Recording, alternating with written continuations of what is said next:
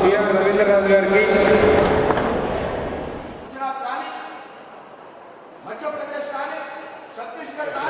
హిందూ అనేది మతం కాదు, మతం వ్యక్తిగతమైనది, మతం ఒక పూజా పద్ధతి. కానీ హిందూ అనేది ఈ జాతీయ సాంస్కృతిక విధానానికి ఒక మచ్చు తరకారి అందరికీ మనం చెప్తున్నా.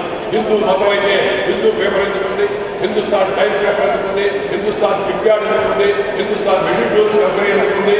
ఆగస్టు 15న జనవరి 26న జెండా ఎగరేస్తే ఏమంటారు మన నాయకులంతా? జై హింద్ అంటారు. అంటే హిందువులకు జై, మిగతా వాళ్ళకి జై దాని అర్థమా? హిందుస్థాన్కు జయమం కాక అనే నినాదాలు మన భారతీయ జనతా పార్టీ భావిస్తుంది. బీజేపీ అధికారంలోకి వస్తే కాశ్మీర్ యొక్క ప్రత్యేక ప్రభుత్వం రద్దు చేస్తుంది, భారతదేశంలో కాశ్మీర్ పూర్తిగా అంతర్భాగమైన విషయాన్ని తెలియజేస్తుంది, ఆర్టికల్ 370 రద్దు చేస్తుంది. బీజేపీ అధికారంలోకి వస్తే మతపరమైన రిజర్వేషన్లు రద్దు చేస్తుంది, అందరికీ సమాన అవకాశాలు కల్పిస్తుంది. బీజేపీ అధికారంలోకి వస్తే మత మార్పిడి కోసం విదేశాలకు వస్తున్న వేలాది కోట్ల రూపాయలు ఇవాళ టెలివిజన్ ఛానల్స్ చూస్తే 10-15 ఛానల్స్ కేవలం మత ప్రచారం మాత్రమే చేపడుతున్న విషయం మనందరికీ కూడా తెలుసు.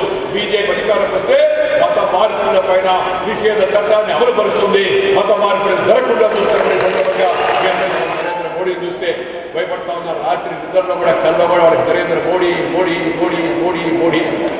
మొన్న కాంగ్రెస్ నాయకుడు చెప్పాడు, నరేంద్ర మోడీ యువధర్మరాజు, ఆయన దున్నపోతుపోయి వస్తాడని చెప్పాడు. అసోం పైన వాడింది దున్నపోతు. ఈ దేశంలో దేశవాళీ అన్ని ఊళ్ళో ఉండే దున్నపోతు, గుర్రాలు వాళ్ళ లేవు. ఆడ ఏడన్నా గుర్ర పందాలు దొరకవచ్చు, కానీ ఎక్కడ గుర్రాలు దొరికే పరిస్థితి లేదు. అలా దున్నపోతున్న అవమానపత్రం ఏమాత్రం కూడా మంచిది కాదు, వ్యవసాయాన్ని రైతులను అవమానపత్రం అవుతుంది. ఎందుకన్నారయ్యా నేను ఆలోచించాను. కాంగ్రెస్ వాళ్ళకు నరేంద్ర మోడీ కాంగ్రెస్ అధికారం అనే ప్రాణం తీయడానికి యమపాశంతో ముందుకు వస్తున్న యమధర్మరాజులాగా నరేంద్ర మోడీ వాళ్ళందరికీ దర్శనమిస్తూ ఉన్నాడు.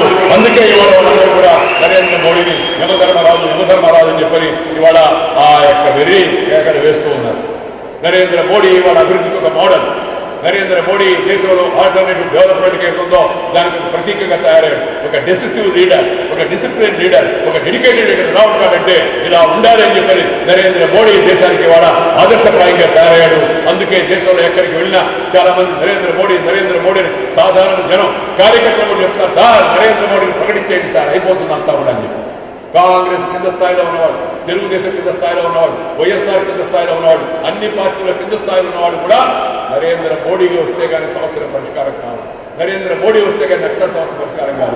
నరేంద్ర మోడీ వస్తే కానీ టెర్రరిజం సమస్య పరిష్కారం కాదు. నరేంద్ర మోడీ వస్తే కానీ పాకిస్తాన్ ఆటలు కట్టవు. నరేంద్ర మోడీ వస్తే కానీ అభివృద్ధి ముందుకు పోదని మాట్లాడుతున్నారంటే దానికి కారణం ఆయన చేపట్టిన అభివృద్ధి కార్యక్రమాన్ని అందరూ కూడా మనం చూస్తున్నాం. ఒక నరేంద్ర మోడీయే కాదు, ఒక శివరాజ్ సింగ్ చౌహానే కాదు, ఒక డాక్టర్ రమణ్ సింగే కాదు, లేదా ఒక మనోహర్ పరీకరే కాదు, లేదా సుశీల్ మోడీయే కాదు, అలా అనేక మంది బీజేపీ నాయకులు ఆయా రాష్ట్రాల్లో చక్కని పరిపాలన అందిస్తున్నారు. ఆ చక్కని పరిపాలన జనానికి, గ్రామానికి, పల్లెకు తెలియజేయండి.